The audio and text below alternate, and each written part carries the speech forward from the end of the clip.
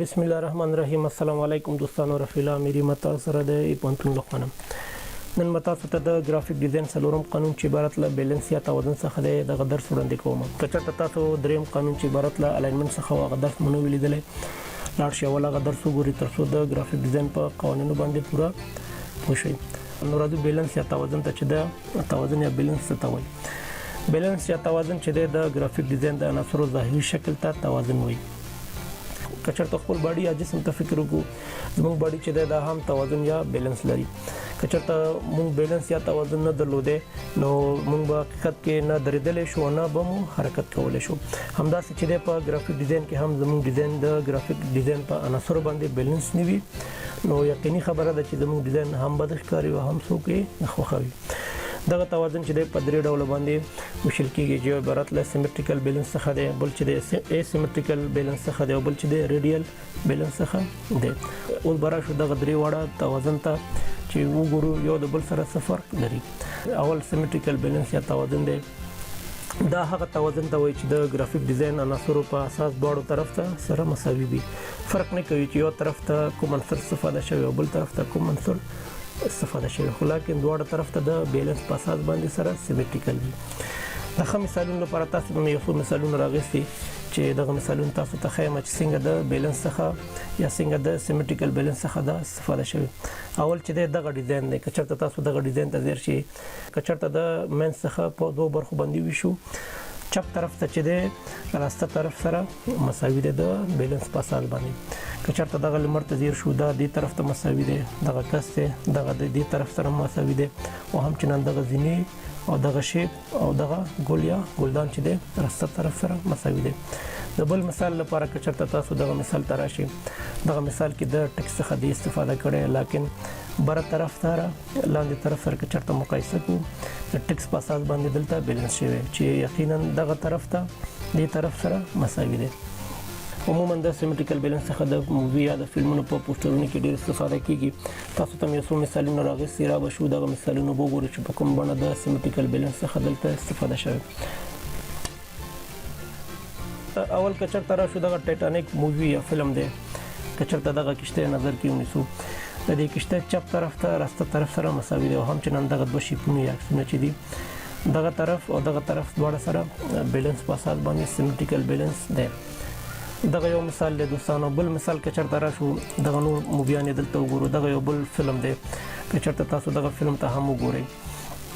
دلته چې د بیلنس د عکس یا د ایمیج په اساس باندې بیلنس شوی او همچنان دغه کریکټر چې دی کچرته دغه کریکټر سره من سره وشو د چپ طرف سره راسته طرف سره مکمل چې دی بیلنس شوی دی او همچنان دغه پوسټر چې دی د دې چې هم اوريجنټل او هم ورټیکل سره بیلنس دی. کچرته دغه پوسټر راوخلو د من څخه نیم کو د دې راسته طرف سره چپ طرف سره مساوي دی او همچنان کچرته داسې مثال دغه بیلنس په اساس باندې مقایسه کړو د پاس طرف سره لاندې طرف سره د بیلنس په اساس یا د سیمټریکل بیلنس په اساس باندې بیلنس شوی.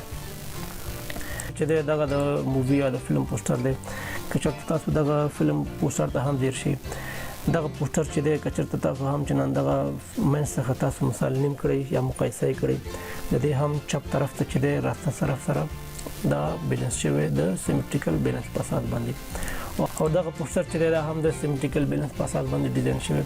کچرته تاسو دغه پوسټر ته ځیر شئ او دغه پوسټر د منځ څخه تاسو نیم کې د دې هم چپ طرف راسته طرف سره بیلنس دی چې دلته دغه ټیکسټ چې دی دا هم سره بیلنس شوی.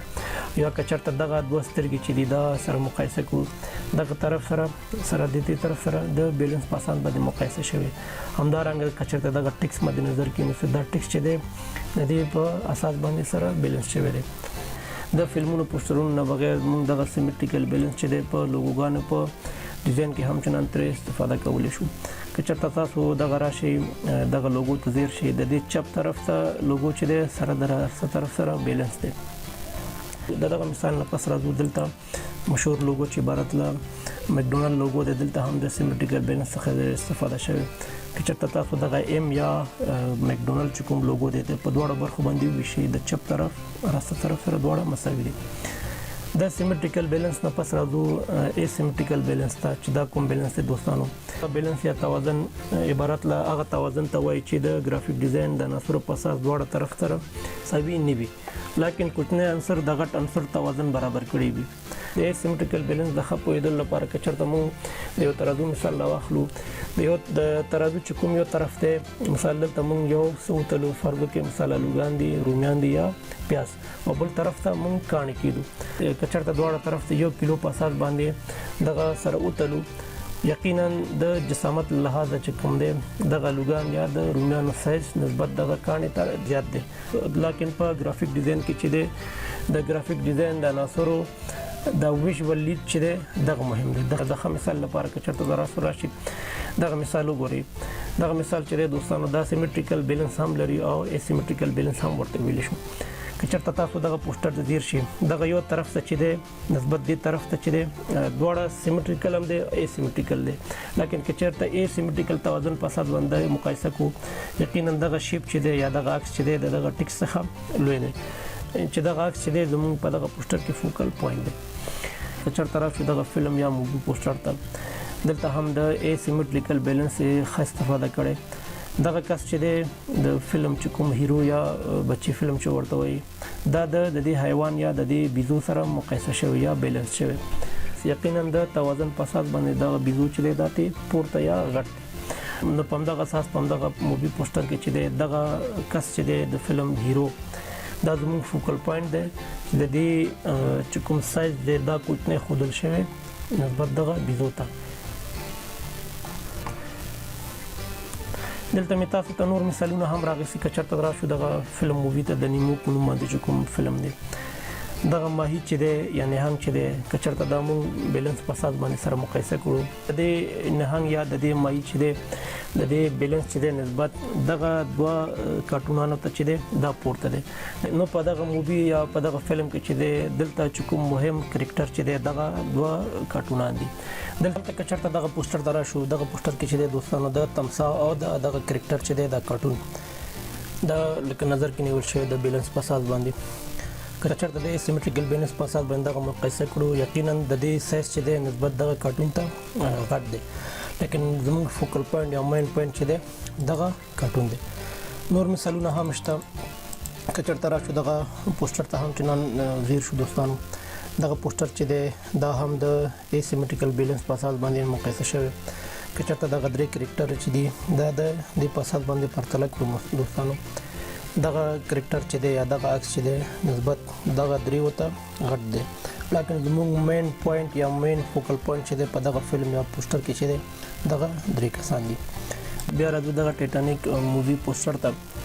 چېرته تاسو دغه پوسټر ته ځیر شئ، دا د سیمټریکل او اسیمټریکل په اساس باندې بیلانس شوی. چې که چېرته راشي د اسیمټریکل په اساس باندې دغه کشتی چې دی د دې دوه کرکټرونو په اساس باندې غټ دی. لیکن زموږ مین فوکل پوینټ یا پوینټ چې دی دغه دوه کرکټرونه دي. د سره سره بعضې لوګوګانې دي، مثال دغه یوټیوب لوګو دی، دغه طرف ته چې دی دا ته سایز په اساس باندې غټ دی. لیکن دلته چې دی زموږ مین فوکل پوینټ چې دی دغه یو دی. دې نه پس راځو دغه فیسبوک لوګو ته. دغه لوګو چې تاسو په دوه برخه باندې ویشي، یو چپ طرف ته دی او بل راسته طرف ته. لیکن دغه چپ طرف ته چې کوم دغه خالیګاه دی دوستانو، دغه د دې سایز چې دی د دې اف سایز څخه پورته دی. لیکن زموږ مین فوکل پوینټ یو پوینټ چې دی دلته اف دی. په همدغه اساس دغه لوګو چې دی دا هم د اسیمټریکل بیلانس په اساس باندې دا ډیزاین شوی. د اسیمټریکل بیلانس نه پس راځو ریډیل بیلانس ته، چې هغه بیلانس ته ویل کېږي یا هغه توازن ته ویل کېږي چې د یو مرکزي نقطې څخه پوینټ وتلی وي او زموږ دغه سترګې چې دي همدا نقطه فالو یا تعقیب کړي. د ښه مثال لپاره که چېرته راشو دغه یو فلم بیا مثال دی دوستانو، چې دا فلم د اسکایفیل په نوم باندې فلم دی. لیکن که چېرته تاسو دغه نقطې ته ځیر شئ، دلته ریډیل بیلانس ځان ته خپل کړی یا ډیزاین شوی، چې زموږ مرکزي پوینټ چې دی دغه کرکټر دغه د هیرو د فلم چې دی دغه دی. که چېرته راشو دغه مثال ته، دغه مثال کې هم په دې مثال کې د سیمټریکل بیلانس څخه هم استفاده شوی او د ریډیل بیلانس څخه هم.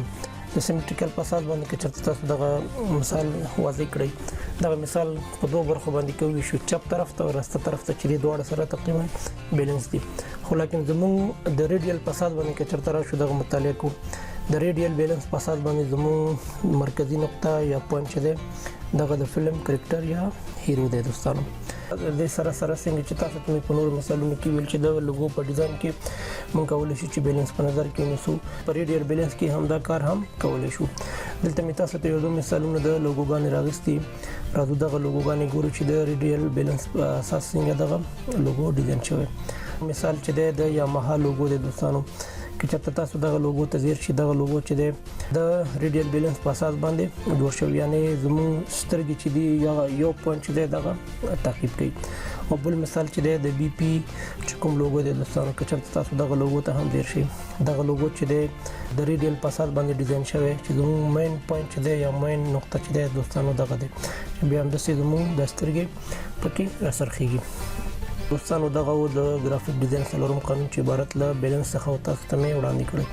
د نورو ویډیوګانو لپاره زما چینل سبسکرایب کړئ او د بل بټن کې کاږئ. تر بیا مو په خدای سپارم. ښه وخت ولرئ. الله حافظ.